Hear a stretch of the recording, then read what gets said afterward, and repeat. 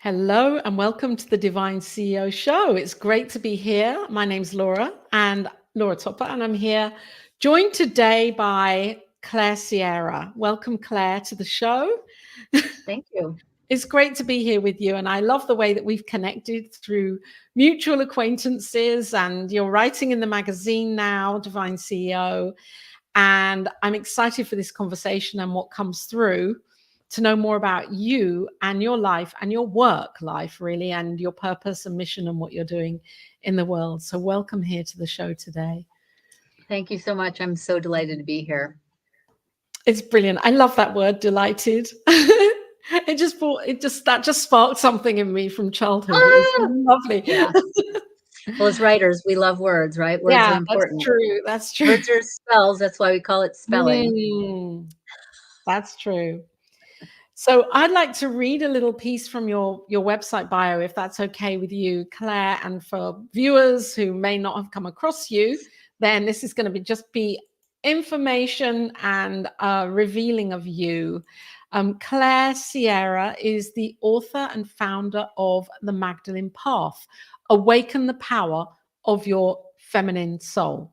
And it's published by Hay House, which, congratulations, that's really beautiful, Claire, that your book is a Hay House book. Claire is also the creator of the Goddess Coloring Book. And the Magdalene Path is an inspiring guidebook that reveals the timely importance of reclaiming the divine feminine for modern women through the lost mysteries and hidden teachings of Mary Magdalene. Claire guides multi-passionate women, often emerging spiritual healers and holistic practitioners, to step into a bigger possibility for themselves and create work and life that is in alignment with their true calling and innate soul vision. Claire channels the wisdom teachings of Mary Magdalene to connect you clearly with divine guidance and live the truth of your unique feminine soul. It's beautiful. I love the work that you're doing, and I love it that you are bringing in and bringing forwards Mary Magdalene. It's so powerful. How did that all come about for you, Claire? Well, there's kind of a few layers to it. And so I have always been somebody for a very long time on a spiritual path. And I was studying a lot of different traditions, and I wasn't feeling very fed by the tradition that I grew up inside of, which was Roman Catholic. But there were many things that I was very interested in. I was studying a lot of them, and I actually became friends and a student of a woman who was connected to and taught the anthroposophy, which is the teachings of Rudolf Steiner. And she was the first one that kind of revealed to me that there was more to Mother Mary than we perhaps were told in, catechism classes or so I was very interested in that and was learning about her. And then I started realizing, well, if there's more to Mother Mary, what about this other one? What about this other Mary that's always there? What's up with her? And this is a long time ago, well before the internet. So I would need to go to libraries, actually, and bookstores, little esoteric bookstores, and be looking up and doing research on both of them. And at the time, nobody was really doing much writing or speaking about Mary Magdalene. So she was like my little spiritual obsession. Like, I would get really interested, I would get really curious, and I would kind of go on a deep dive. And then I'd kind of go, what does this have to do with my life?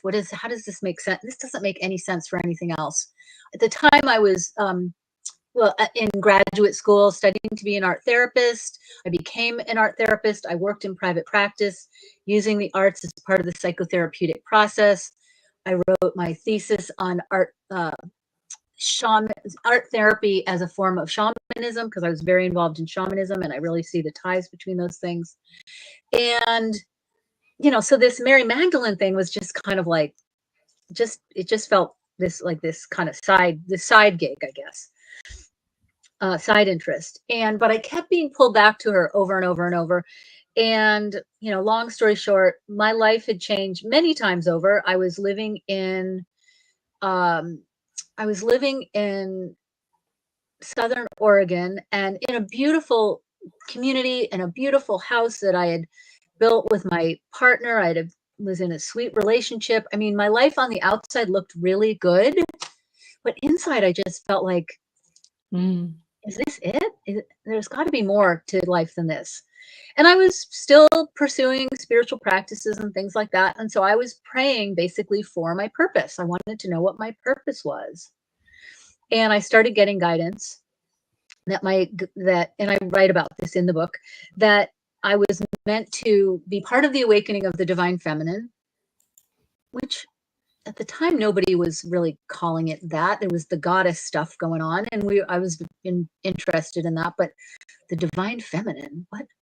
And through the lost and missing story, how am I going to do that? And I was getting guidance that I was meant to kind of open up and receive her stories from her.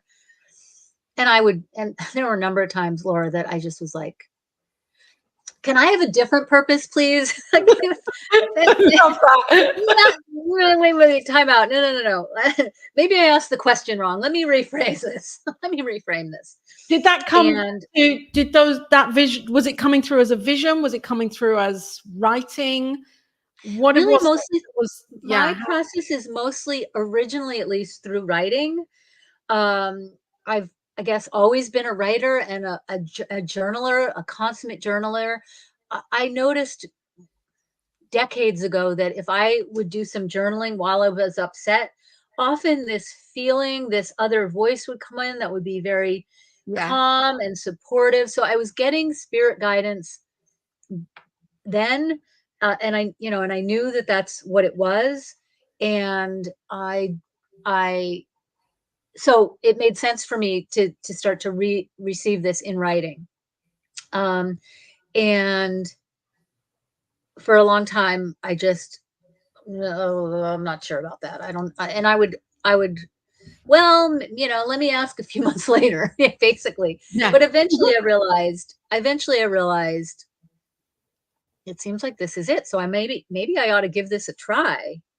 And it was really me having to manage my own ego fears about what other people were going to think. Yeah. I wasn't, educated as a biblical scholar, or, what were people who were Catholics or Christians going to say?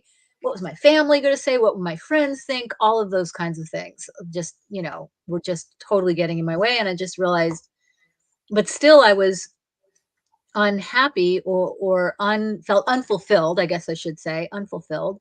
And so I figured I might as well give this a try, and see what happens. And so I started to receive some of those downloads.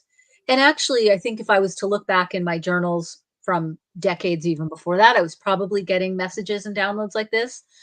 But I started getting those messages, and then it kind of shut down. And I think it shut down for a couple reasons. One is I was afraid because it was actually happening. And I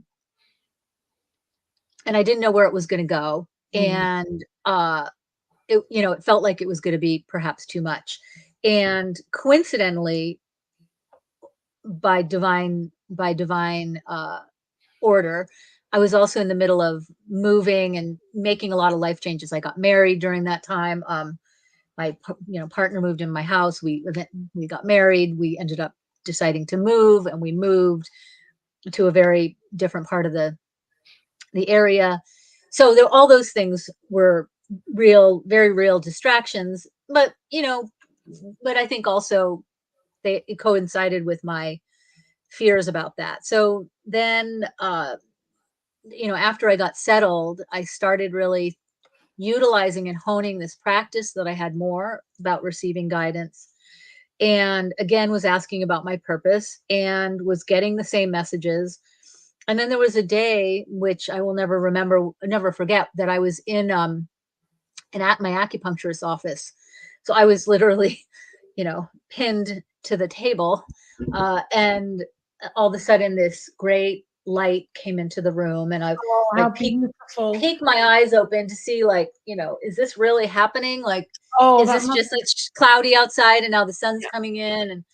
And it was more like an inner, this was more of an inner experience. It wasn't like she fully manifested in the room, but it was Mary Magdalene, and she came and she spoke to me and she talked about what she wanted me to do, and she gave me a message, which is in the book.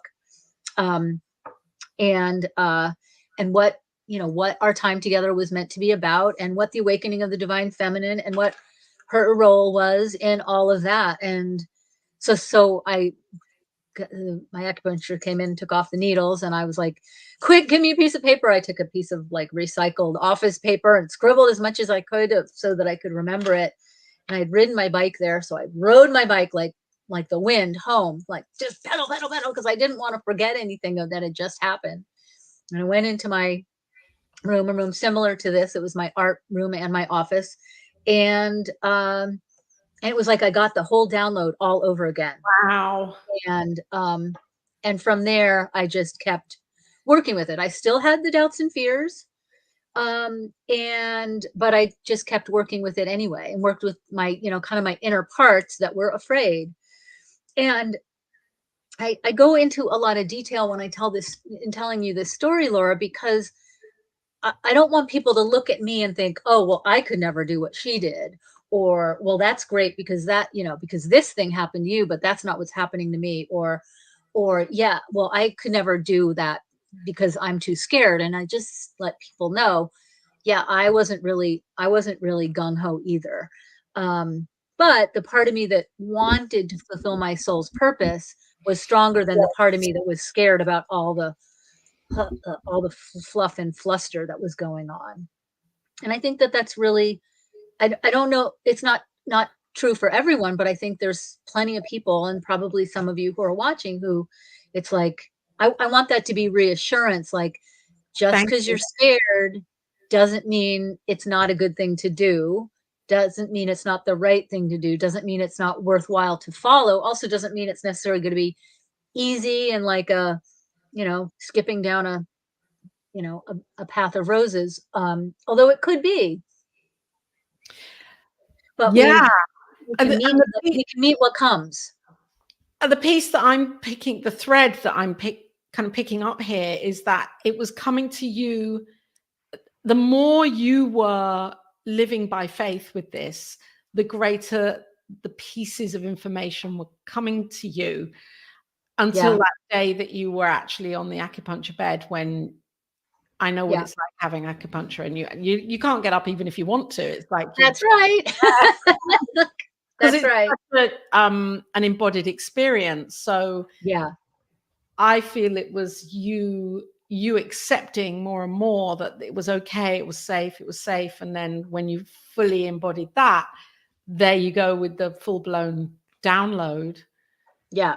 Yeah. Yeah. We need to get her attention, I think, is kind of what it was. Like, Right. we need to turn the dial up on this a bit. Yeah. Yeah. Wow. So you came home and you're typing away or writing it all out. And did you then at that point know that it would be a book? Yeah, it was clear to me from the beginning that it was meant to be a book. That was what the guidance was, to write a book about the awakening of the divine feminine by telling the untold stories, as well as other about of untold stories of Mary Magdalene, as well as other guidance for modern women about the awakening of the divine feminine and what the divine feminine is, and how we're meant to access it, and why we would want to, and kind of what happened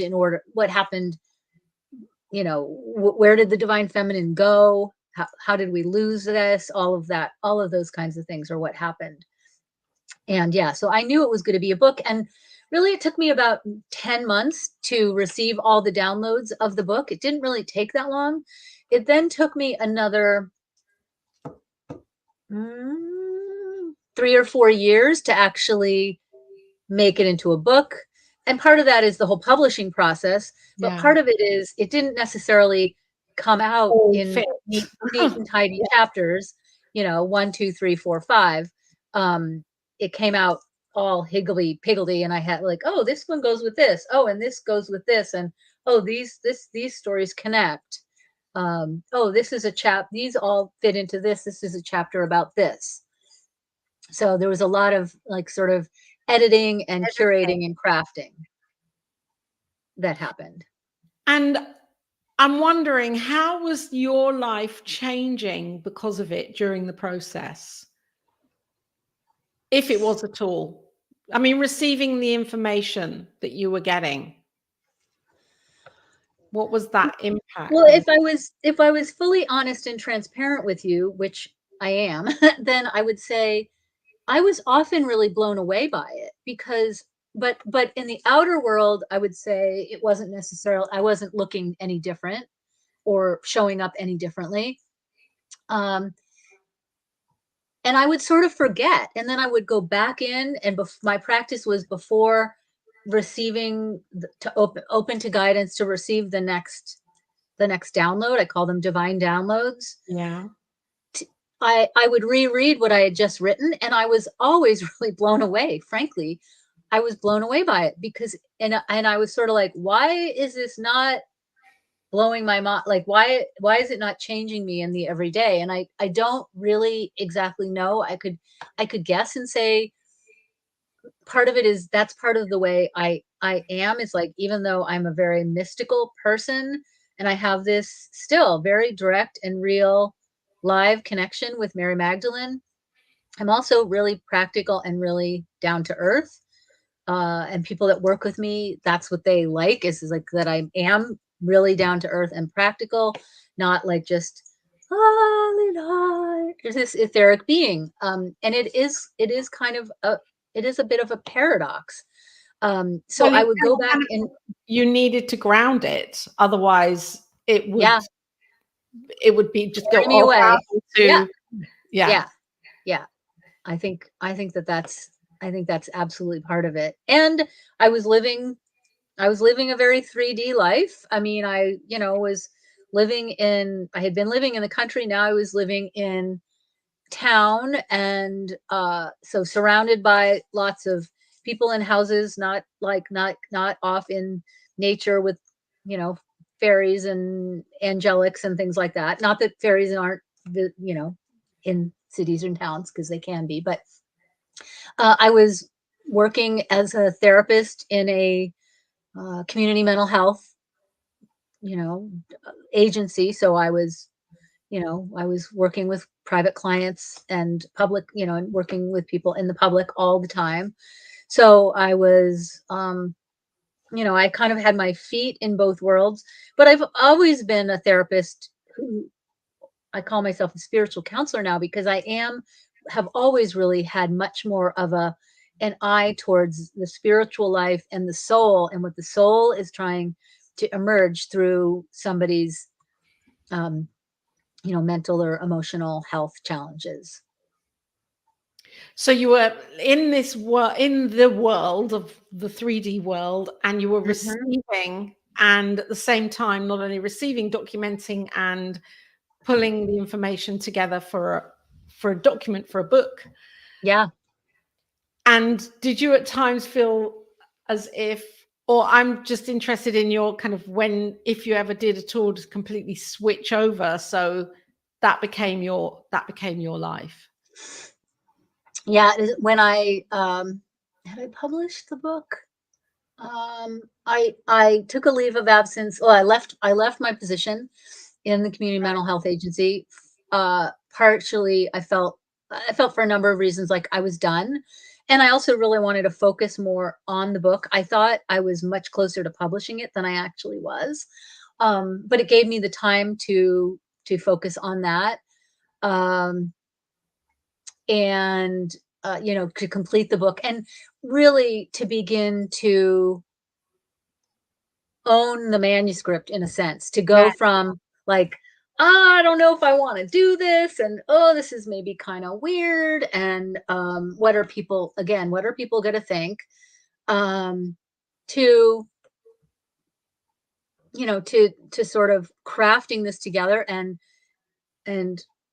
really immersing myself in it, because that's the process of editing, is you Yes. over and over and over until you're basically sick Yeah, of looking at these words, and it's like, okay, it's got to be done get it because I out. can't do anymore. And it's never a done process. I can look at the book now and go, could have done it differently this way. Could have said it, there's things that could have been that I would change if I were to do it different. But I got to the point where I knew if I don't publish this now, I'm going to start rewriting it because Yes. enough time had passed that and I just did not want it. I could not go there. Um, and it wasn't really actually until I published the book, Laura, that I really started to own it and really embody it. And it's something that I've been aware of as I see a lot of people, know a lot of people who publish books, and especially people who self-publish books, a lot of times don't they can be very excited about publishing their book and and but oftentimes not even really tell a lot of people about it. Maybe they even have cases of books in their garage and they don't necessarily even promote it.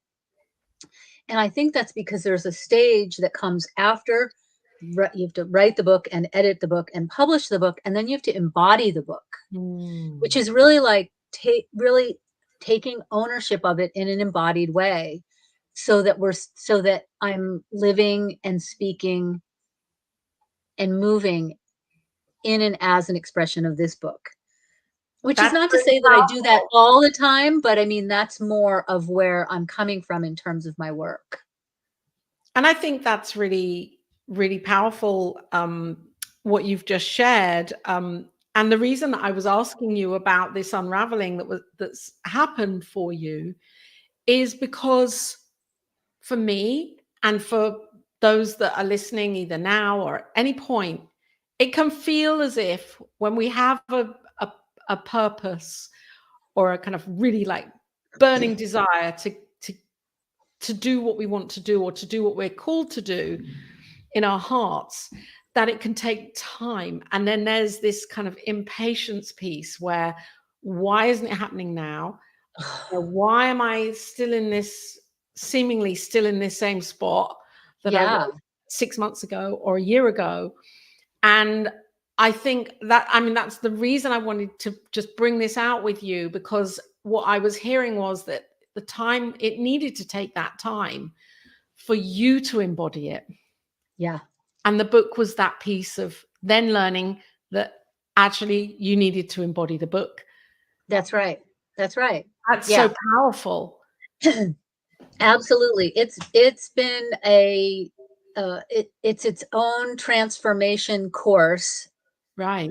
for me that I'm also then gifting, offering to others as well, and shepherding or guiding along the way in the process as I'm to uh, continuing to deepen the messages. I'm continuing to get messages from Mary Magdalene. I just got a series of messages today. Did Um, you? Can you share? I Only if don't you want to. No pressure. No pressure. well, the so what's been I can because I actually have it with me. I'll just need to put on my glasses. Oh, Um, because a lot of the guidance that I got is that the messages are for me, but also for others. So sometimes it sounds like she's just talking to me, but I have come to trust and believe that they're also for others as well. So it's like it seems like I'm sharing something that's very personal, but it's not because like, hey, I want you to look in my diary. It's more like, hey, you might be in this place too. yeah. So lately I've been exploring I feel like I've been called by the rose, the energy, the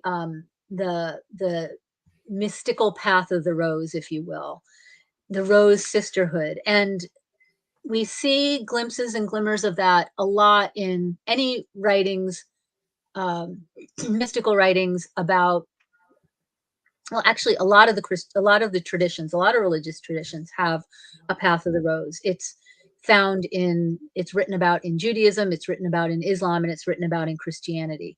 And we see it most notably with Mother Mary excuse me, but we also see and know that the rose is also, it has a strong connection to Mary Magdalene.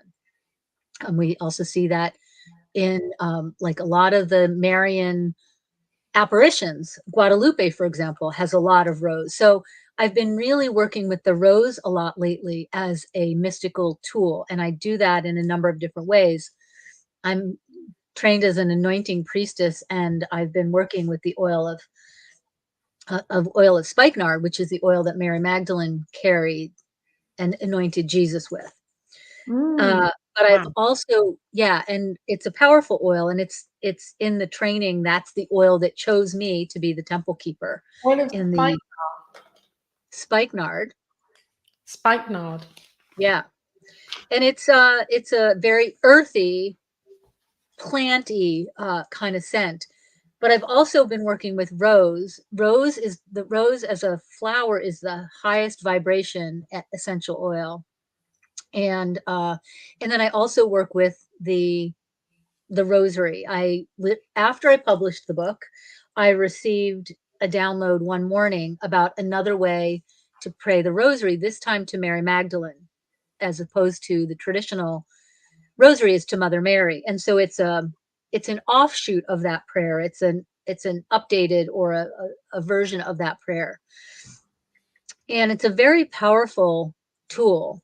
And it's about praying to her for alignment, not really praying to her as a, as a deity up above, but more like to align with her energy.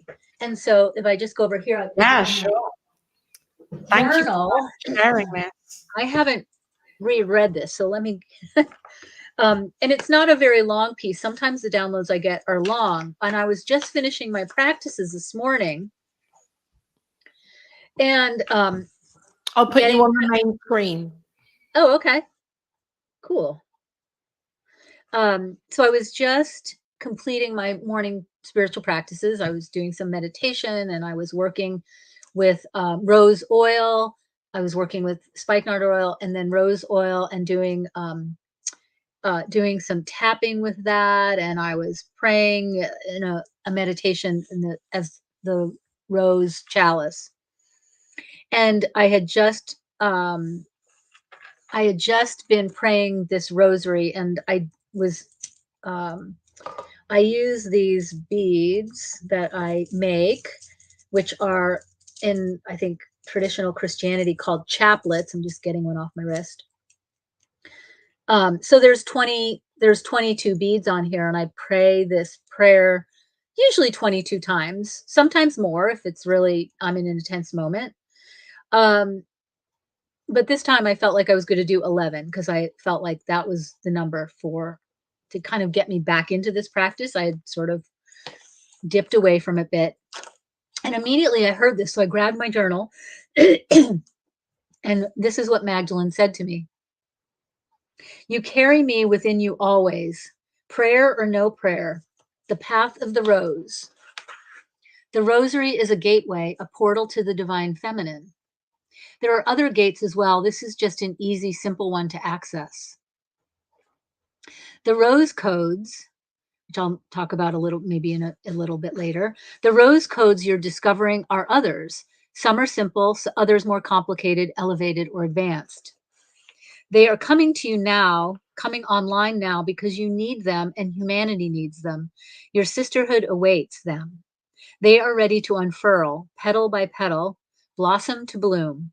Enjoy this path as one of ease, grace, and joy. With it, you'll unwrap compassion, forgiveness, creativity, and love.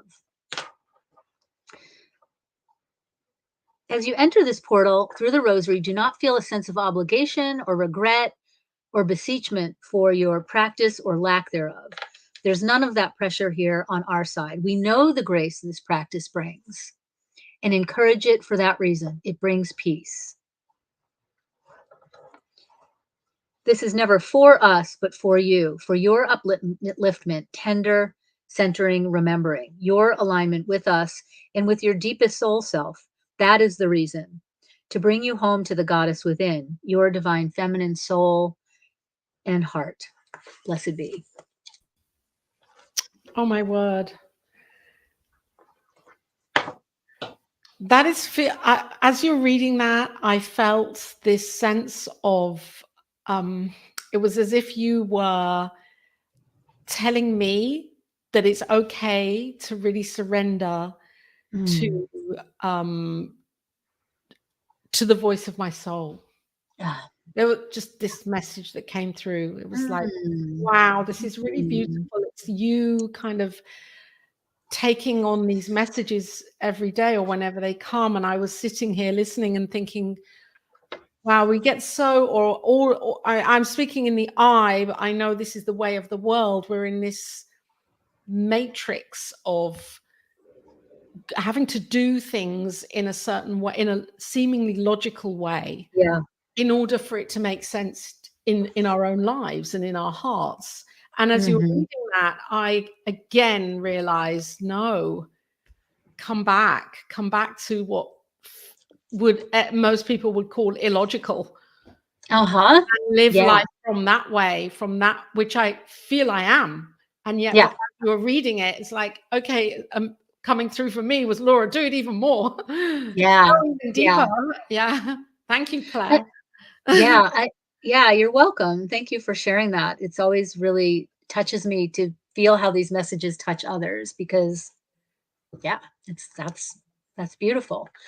Um, and I think what you're speaking to is this shift that we're in now, this paradigm shift, and certainly Yeah. the magazine that you're doing and this broadcast is all really about that, the shift from a masculine way of doing things, what I call man mode, into a divine feminine way. And we're really you and I and others, I imagine you that are watching this now, we're really on the cutting edge of this. I mean, Yeah. we're really just discovering the path and we're really just at the first like few little toe steps here, even if we've been doing it for decades, as I have, as you probably have too. Yeah. It's still the very, very beginning because we're in the beginning of a huge paradigm shift. And we're so enculturated to Yes. do things like you said, do it logically, make sense. It's like, Yeah. even Even if with it feels even with spirituality and even with with spirit, spirituality, it's having a right. spiritual business, it's Right. It even needs that to is like monetize. It you needs to need be to you need market. to have You your need thing. Yeah, that. exactly. And not that any of that isn't true, and we're never gonna, God forbid, uninstall that masculine programming, but we all carry that, men and women carry that programming really deeply. And part of the awakening of the divine feminine is that kind of, I hate to say crazy making, but like it can be, there can be times where it can feel like the crashing of parts of ourselves or crashing of paradigms because we know there's a different way. You're inspired by your heart which is a tool or vehicle of your soul. We're inspired in that way, but then it needs to make sense, or then it needs to get put on a calendar and it needs to Yeah. be, formatted. And I mean, I just spent far more days than I would like to admit, like just getting this for this new event that I'm doing. I'm doing my own tech at the moment, and it took me a long time. Very And time and consuming. that's absolutely the man mode. Like you get Yeah. these beautiful articles, but then they have to get Oh, wow. formatted, and Yeah. you have to use the portal of the magazine. Like we're constantly There's a like polarity, we're like and these, it's finding that. flowery shapes that then need to fit into these Yeah. tidy, sweet, tight boxes. And Yeah. in the best moments, it can be like the container, the vase for the flower, or the chalice holding the elixir, the feminine being the elixir and the flower, and the masculine being the container. But as I said, those are in the good moments. Then there's the other moments where it feels like, how do I make these things What am I work? doing? And Yeah, also, and what am I doing? Right. and what am I doing? It's like, Yeah. as you're and as you're saying it, I'm also tuning into, well, yeah, and making and allowing that container to expand and enlarge to Yeah. hold this beautiful elixir Yeah. that's coming through, Yeah. rather than the elixir feeling that is having to be stuffed into something that's too small for it. That's right. That's when the creative process becomes so dampened. Yeah. That's right. Yeah. And I'm just kind of getting a hit of having you remind everybody what divine CEO stands for. Center of eternal omnipresence. That's Yes. what it is. For me, Yeah, that's the what it center. means. Yes, that's Um, right. and it will attract people who think that it means center of something organization. I don't even know. Chief Executive Officer. That's That's very different. very different. Center. Center of eternal omnipresence. Realizing when I realize, or as I realize more and more and know more and more and work with more and more, that there is one thing happening, and it is the divine Yes. power presence that is the masculine feminine that is working in, as, and through everything. And that's the infinite. And when I Yeah. work from there with that as my guru and my master coach, then I'm not limiting myself in the finite of my ego mind and what I think will or won't or should or shouldn't or can or can't work. So center of eternal omnipresence, knowing that we are the light at all times. And that can be scary to really know that, like with you and Mary Magdalene coming through. It's like, okay, I'm going to own this. That's going to bring about a bit of change for my life.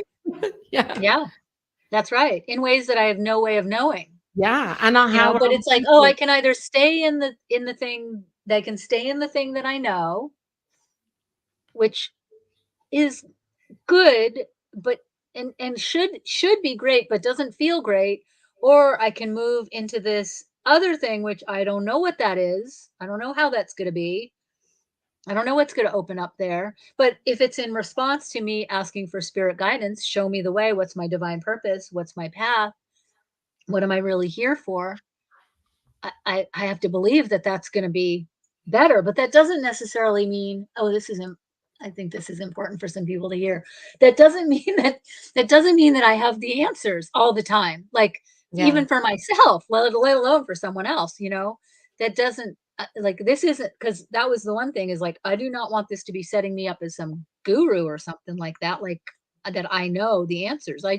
I'm just sharing these things, and I have opinions. I have plenty of opinions. No lack there. But that doesn't mean that I know the way for someone else. But we can become afraid of.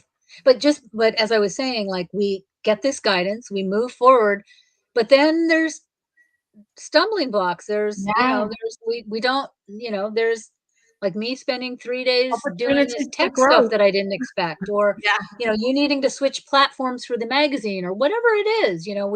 We come up with, then there's challenges, which I feel like in my best moments I can see like, oh yeah, this is all part of that larger training program, if you will, that I'm getting. Like there's things that I'm being taught through these lessons, through this. It doesn't mean that when we follow our purpose, there's a lot of sort of mistaken ideas out there. And one of them is that, then everything just flows with ease and grace, which it does flow with ease and grace until it doesn't. And then other things happen. And then we come back to ease and grace. And, it's kind of this constant toggling between, and there's not just us, there's what's going on in the world. And a lot of us we pick up on things like that. So sometimes the challenges we're facing are not even all our own. It's part of what's going on in the collective field. Right. So I don't want anybody to have the mistaken idea that just when they start following their guidance or their soul calling, that everything is like, and rainbows forever. Because those moments are absolutely there, but they're not always there. At least for me, not yet. I think I think it's true. I mean, for me, that's true. And for many people I speak with, that's true, that there is a constant learning, unlearning, learning, unlearning, and unlearning, learning, unlearning, and being willing to decondition ourselves from what would seem to feel as in our other lives, our other previous way of being, that this would never work. And so there will always be this kind of ego centric messaging that's going on that will try and keep us back into that story. And that's one part of it, I think, is the retraining of ourselves, to retrain ourselves to know that actually this is it. This is fine. I've had the vision. I've had the download, and it's safe for me to take this forwards. And then there's going to be the challenges that will test us. Oh, really? Do you really believe in yourself? Do you? I'm saying that to me, not to you. Really, Laura? Do you really believe this is what you are here to do? Is this really what you want? And so there's a constant dialogue which can keep me in a place of question and also in a place of expansion, a possibility of expansion. Should I take that next step? Yeah. Right. Exactly. And that again that's also the feminine way, because the masculine way would be you get it wouldn't even be a vision, but you get an idea, and then you make up a business plan, and then you build out an operational strategy, I love that. And all of that, this is more like you have a vision, or you get a spark of an idea, or you feel a calling in your heart, and then you move forward with it, and then you hit a bump or a roadblock, or not, or a big opening, and then you keep going, and then you get another idea, or one of the things doesn't work quite the way you thought. That happens in the other model too, by the way. It's just managed differently. So it's just part of the organic unfolding, I think, and that's part of the divine feminine. And I feel like that's been missing in our culture and society for thousands of years. And we really need it now, because we're at a time where there's a lot of change and uncertainty, and we're always in a lot of change, but learning how to manage change and uncertainty and differences and difficulties seems like, and to do that with an open heart, and to do that with enacting compassion, whether that's self-compassion or compassion for others, forgiveness, forgiving myself, forgiving others, love is a high vibration. And how do we enact that into our daily life, not just on our meditation cushions or in our spiritual retreats, but like actually like taking that out into the world, every moment by moment. So I'm interested, Claire, I love this conversation, and I could talk with you for hours. I know that, but and we have, and that's good. We will. We've got about 15 minutes left, but I just want to ask you here, did you kind of, when you discovered, or when Magdalene revealed herself more profoundly to you, what happened with Mother Mary for you? Oh, that's interesting.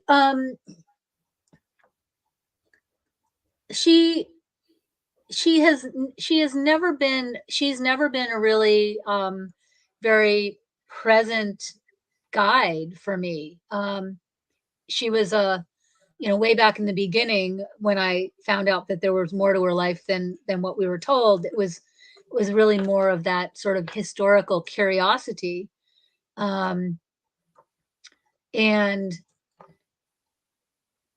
so I've never had a super strong, until really, I guess, a bit more recently, had a super strong connection with her. It's really, for me, been solely about working with the Magdalene.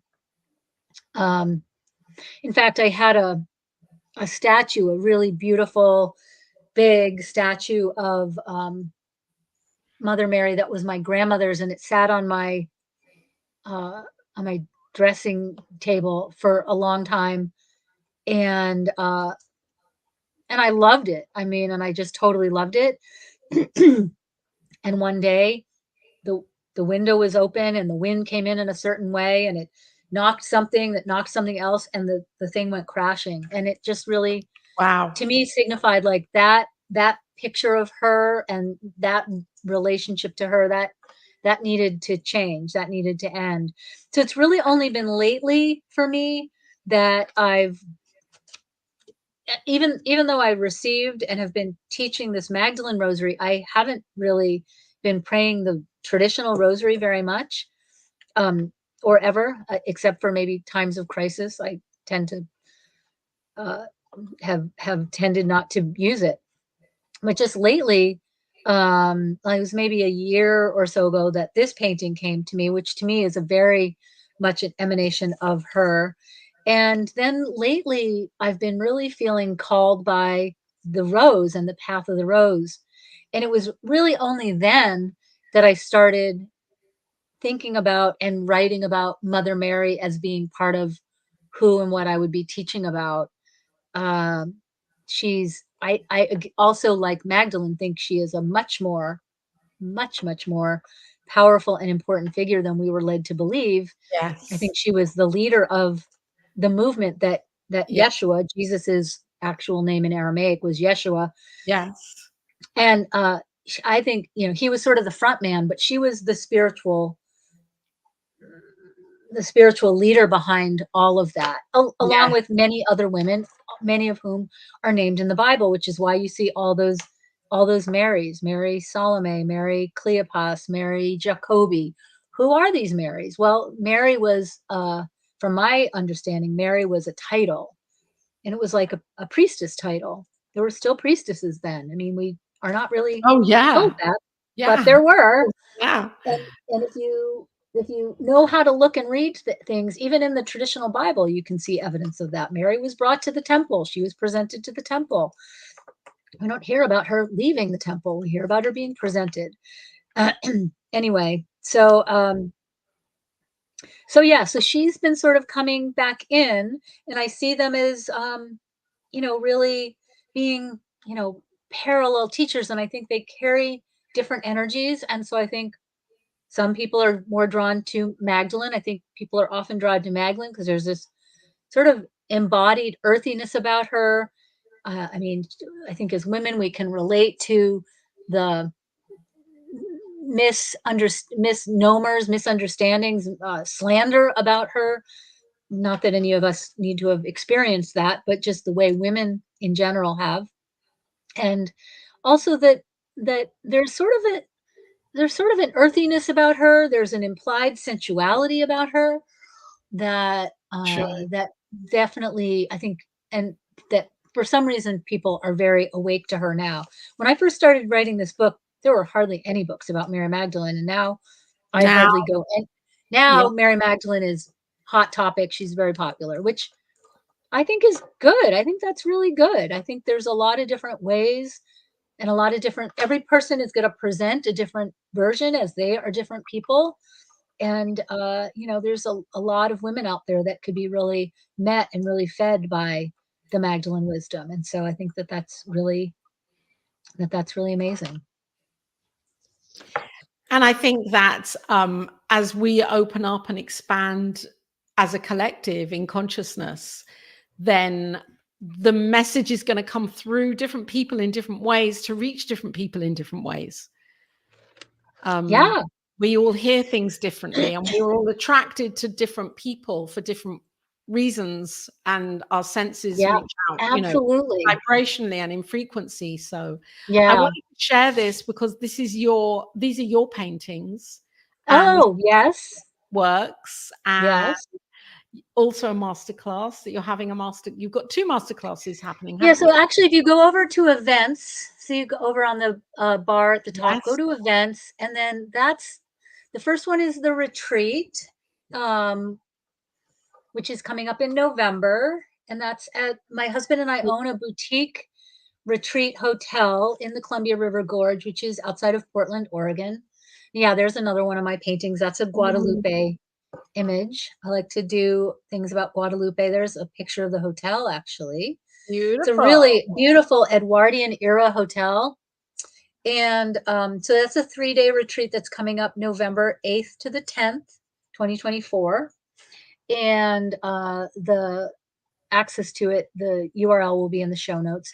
And then if you go to events, to the other thing there, up that one, tapping the rose codes, that might be more relevant perhaps to more people here. That's something that is coming up sooner, actually, October 10th, which is a Thursday, and that will be virtual, a Oh, virtual good. class. And it, excuse me?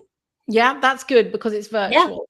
yeah, So virtual. And I'm doing that in the afternoon in the Pacific, which will be evening time in the UK, and early morning in Australia. I'm really trying to weave in our Australian sisters because they kind of often, it's hard to do something that meets all time zones. oh, it is. Pretty much impossible. You might have to do two. Yes, exactly. Yeah. And I'm thinking about Beautiful. making this as being a two-part actually, because there's so much here that I can be sharing. But we'll start with that one on October October 10th. the 10th.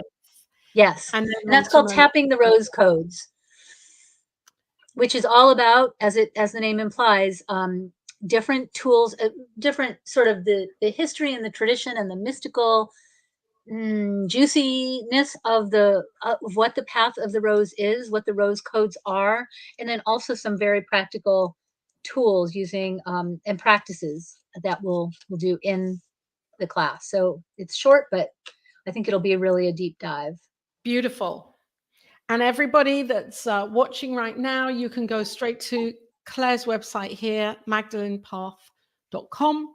I'll put that link in the show notes also, so you can have a direct link to the website and see more of your work of the Magdalene, and your painting, which is so beautiful. You're writing in the magazine, and you've sent me your paintings to use as images in the magazine. So I love it. Oh, that's so great. I'm excited. There's plenty more where those came from. Yeah, when you asked, oh, do you have any images you'd like to use? It's like, Yeah. well, yeah, here's an Go option. for it. Yeah.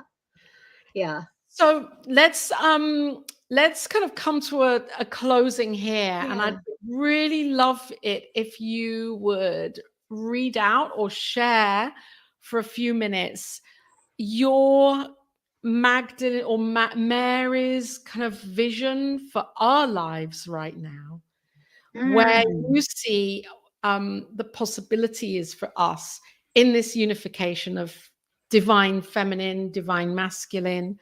How are we to navigate this right now, Claire, from Yeah. Magdalene perspective? I want to grab a copy of my book and read you one little section. Lovely. So we're here with Claire Sierra. She will be reading some of her book from the Magdalene Path. Some insights here. Beautiful. Love it. Thank you, Claire. And let's see. And the first chapter of your book is actually free on your website, isn't it, for people that sign up? Yes. And there's also in a sort of a slightly different section, there's also a way to sign up for a free workbook, which is based out of there's 22 practices here. Okay. And so there's a workbook and 2 meditations. Great. Something else that All I'm on not your remembering now. website. Yeah. Yes. Yes. See if I can find this one passage.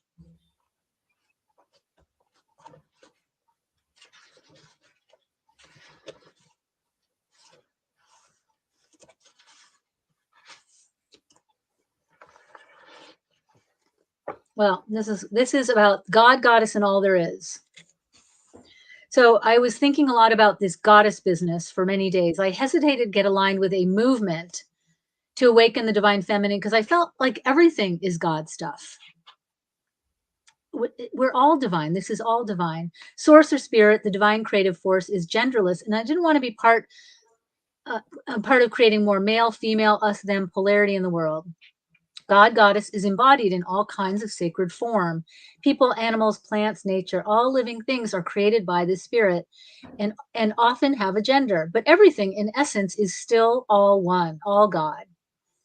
I brought these thoughts to Magdalene and was interested in how she'd respond. So that's often what it was. Like I'd be thinking about something and then I'd write about it and I'd say, tell me what your thoughts are.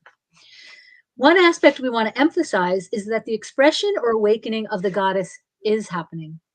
For many, this is a good entry point to see, feel, connect, and relate to an aspect of the divine in female form that was worshipped for millennia. Goddessing is a very viable access point for many women to relate to. And ultimately, we agree with you. The divine feminine is awakening, divine is awakening in all, and we do not wish to encourage more separation among you. No feuding God goddess wars. The divine in all is awakening. You are correct. That is a mystery play that is being spun right before your eyes. In the awakening, men need to own their own divinity, too.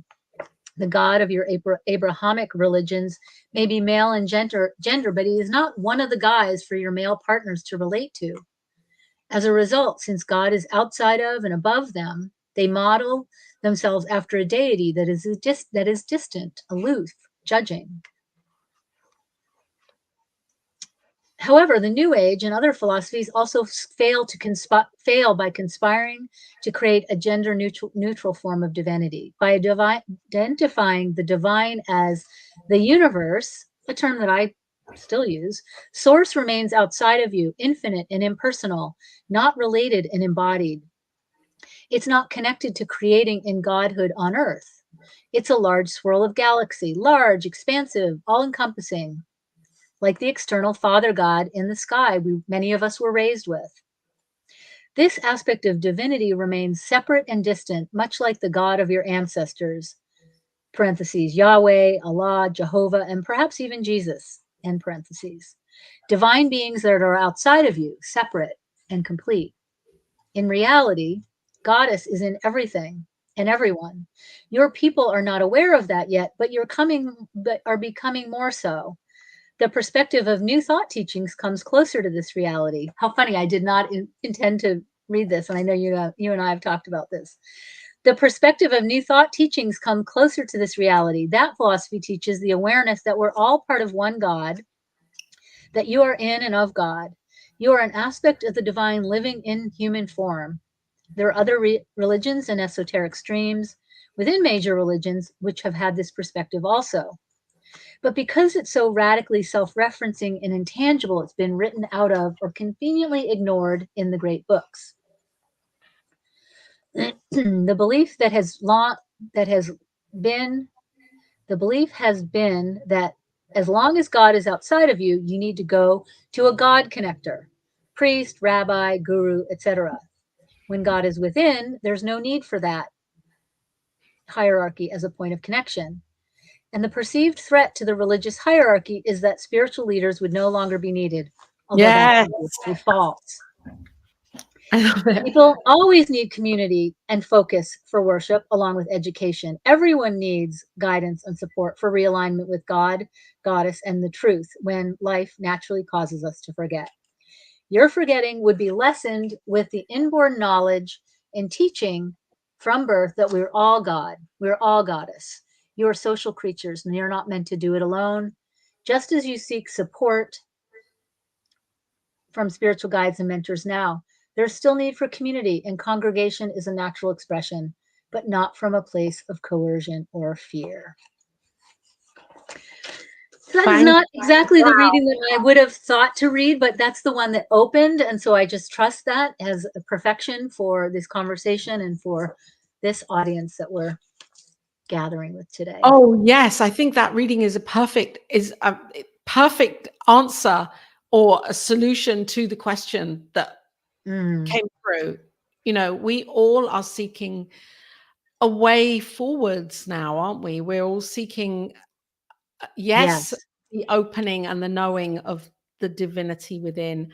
And then, okay, and what do I do with this? Yeah. How do I That's right. how do I navigate this power that I know that I am? So I think what you've just shared is really beautiful, because even in New Thought community, where yes, there's a reverend and there's maybe not the word hierarchy. However, there's an ordering of who does what.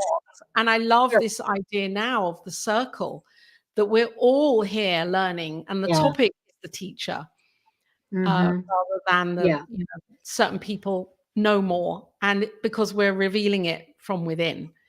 That's right. That's right. Beautiful.